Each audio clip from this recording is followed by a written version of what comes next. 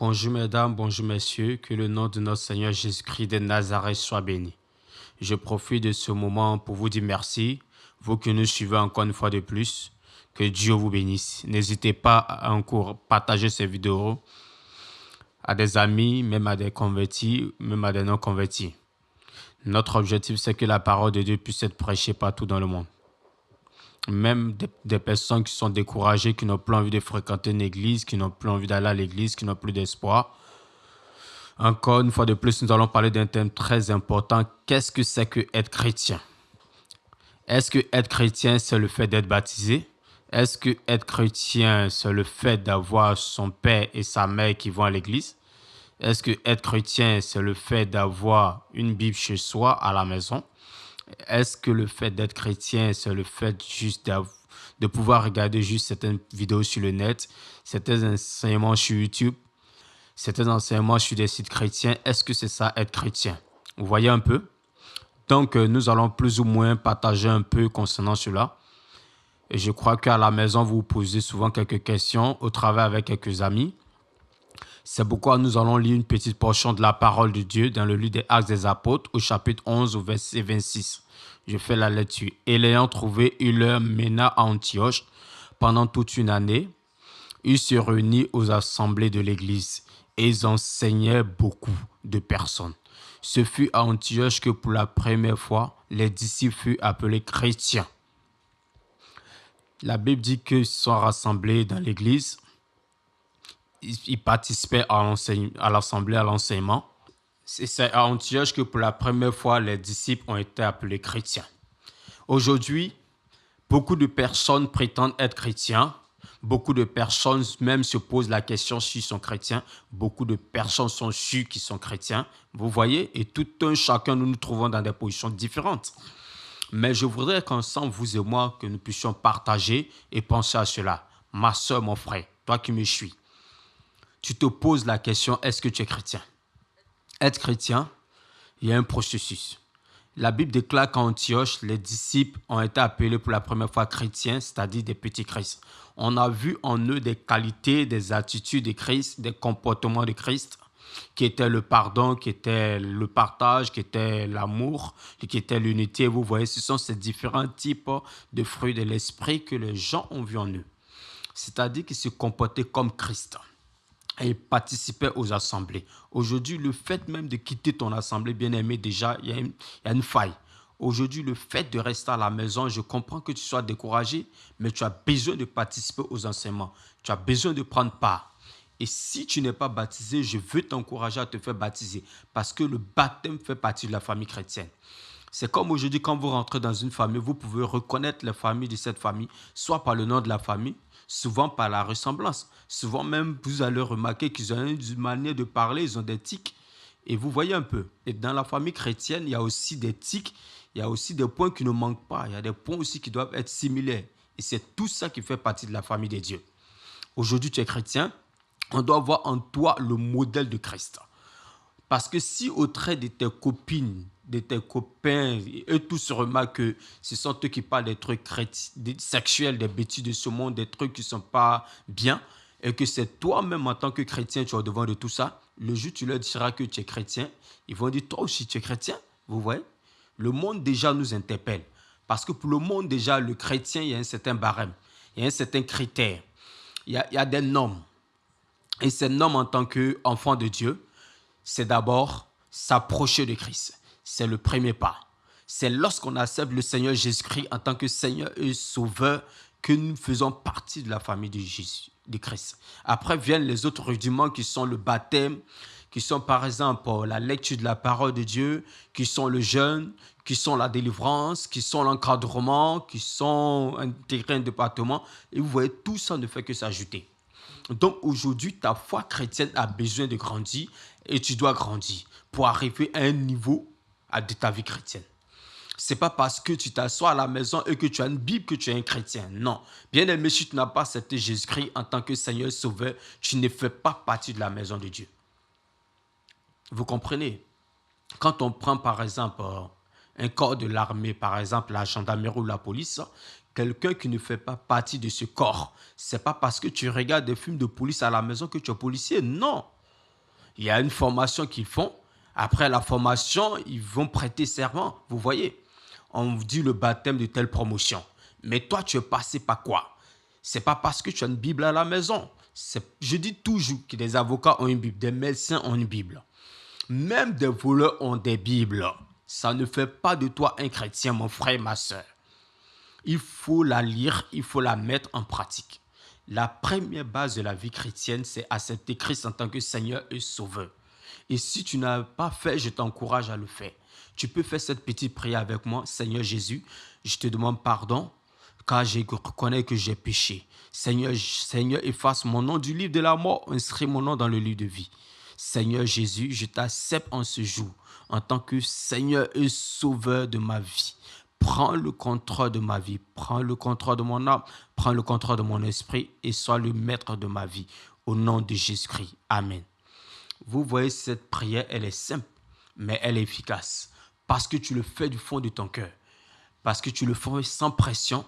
Parce que tu le fais sans obligation. La vie chrétienne, ce n'est pas une obligation. C'est une liberté. La vie chrétienne, c'est un choix. La vie chrétienne, c'est une décision. La vie chrétienne, c'est un engagement. Et tout doit venir de toi-même. On ne doit pas venir te forcer. Comme si tu devais, et puis on t'envoyait des courriers. Réponds, viens payer ta dette. Non, c'est pas ça. C'est un engagement entre toi et ton Seigneur. De la même manière que quelqu'un aime son épouse et qu'une femme aussi aime son époux. Et ces deux personnes décident d'aller concrétiser leur amour à la mairie. Ils décident d'aller concrétiser leur amour auprès des membres de leur famille. Ils décident d'aller concrétiser leur amour à la mairie. C'est comme ça aussi la vie chrétienne. Quand tu aimes Christ, comme tu aimes ce Seigneur dont je te parle, à un moment donné, tu dois aller concrétiser cela dans la maison de Dieu. Tu dois concrétiser cela par un baptême. Tu dois aller concrétiser cela par ta présence dans une communauté, dans un groupe de prière. C'est ça la vie chrétienne.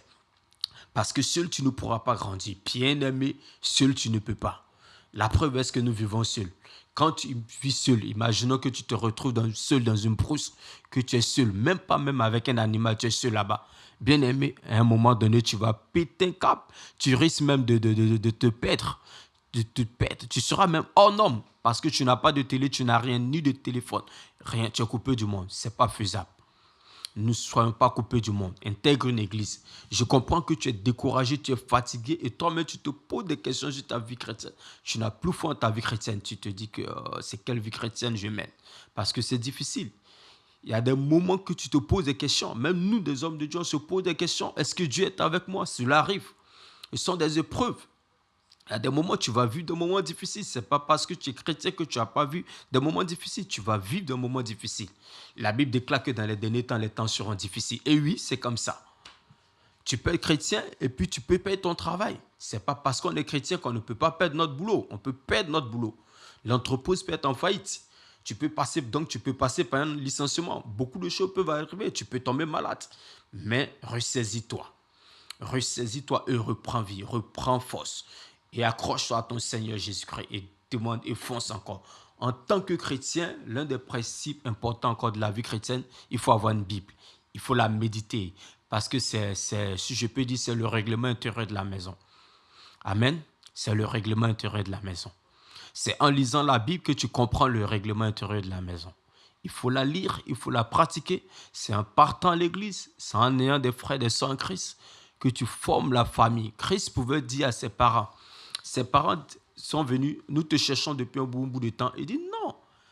On dit tes parents te cherchent. Il dit non, ma famille, mes frères, mes sœurs, ce sont ceux qui mettent la parole de Dieu en pratique. Ce sont ceux qui écoutent la parole de Dieu. Ce sont ceux-là même qui marchent avec mon Père. Ce sont ceux-là qui prient le même Dieu que moi. Ce sont ceux-là même. Vous comprenez? Laissez-moi paraphraser un peu. Vous comprenez? Aujourd'hui, tu dis que tu es chrétien et que tu passes ton temps qu'avec des non-chrétiens, vous voyez. Tout ton entourage, c'est que des non-chrétiens. Des personnes qui vont te parler de sexe, d'infidélité, des gens qui vont te parler de tromperie, des gens qui vont te parler d'adultère, des gens qui vont t'encourager à voler, des gens qui vont t'encourager à te droguer, t'encourager à faire des mauvaises choses. Tu t'encourages à faire des trucs qui ne sont pas vraiment bien. Tu es dans quelle famille, mon frère? Tu ne fais pas partie de la famille de Dieu. Je ne dis pas qu'on ne doit pas avoir des amis qui ne sont pas chrétiens. Il faut avoir des amis chrétiens, Il faut avoir aussi des amis païens, ça ne dérange pas. Mais beaucoup d'amis chrétiens et des amis païens pour les gagner à Christ. Je me résume parce que je m'étais trompé. Ce n'est pas interdit d'avoir des amis non chrétiens. Au contraire, nous devons être amis avec ces personnes pour les amener à Christ. Mais si ces derniers arrivent à t'influencer, que toi tu n'arrives pas à les influencer, à un moment donné, il faut que tu te sépares pour mieux t'organiser, pour mieux t'équiper. C'est pourquoi quand les gens se donnent au Seigneur, nous leur donnons le conseil de pouvoir demeurer dans la maison de Dieu, avoir des amis, des frères en Christ. Quand quelqu'un vient dans l'église, sympathiser avec la personne, mais bien aimé. Il y a un nouveau qui vient dans l'église. On ne lui demande même pas bonjour, on ne prend pas son contact, on ne sait pas comment il va. On dit bonjour mon frère et puis c'est fini. Dans la semaine, il reste seul. Donc il va rester avec ses mêmes amis, il va rechuter, il va retourner dans sa drogue, il va retourner dans son péché. Il va retourner dans sa cigarette. Mais plus vous appelez le frère, vous causez avec lui, vous les ôtez, ça permet de pouvoir se sentir bien. Il se sent bien, il se retrouve dans une famille. Aujourd'hui, il y a des personnes qui n'ont plus de famille, père, mère, enfant, ils ont tout perdu. Leur famille, c'est l'église. Mais quand ils viennent à l'église encore, là où pensaient trouver une famille, il n'y a personne pour leur donner un peu d'amour. L'église est une famille. Et c'est ça être chrétien. C'est ça être chrétien. Je crois que tu m'as compris. Je ne peux pas toucher tous les points, mais je préfère toucher juste un peu.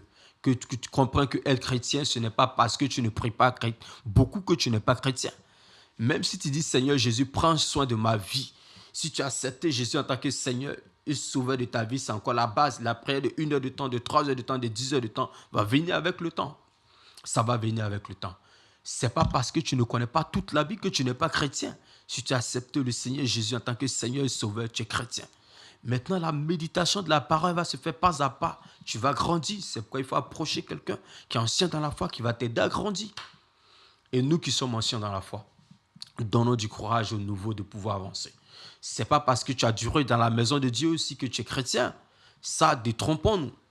Parce qu'on connaît des personnes, quand tu leur demandes, tu es chrétien depuis quand? Depuis la naissance, parce que mon père et ma mère, ils sont chrétiens. Mon frère, est-ce que tu as accepté Jésus en tant que Seigneur et Sauveur de ta vie? C'est le premier critère. Après, les autres critères comme le baptême viennent. Après, il y a des critères dans la sanctification qui vont venir avec le temps. Mais la base, il faut passer par là. Prier, pas accepter Christ. Il croit que tu m'as compris. Ce n'est pas parce que ton père est pasteur ou ta mère est servante de Dieu ou que tes parents servent dans une église que tu es chrétien. C'est faux. C'est faux. Ce n'est pas parce que tu as suivi tes amis et que tu es parti à l'église qu'à un moment donné, tu as intégré un département que tu es devenu chrétien. Est-ce que tu as accepté Jésus en tant que Seigneur et Sauveur? Premier point. Et maintenant, tu commences à faire les autres trucs qui vont suivre.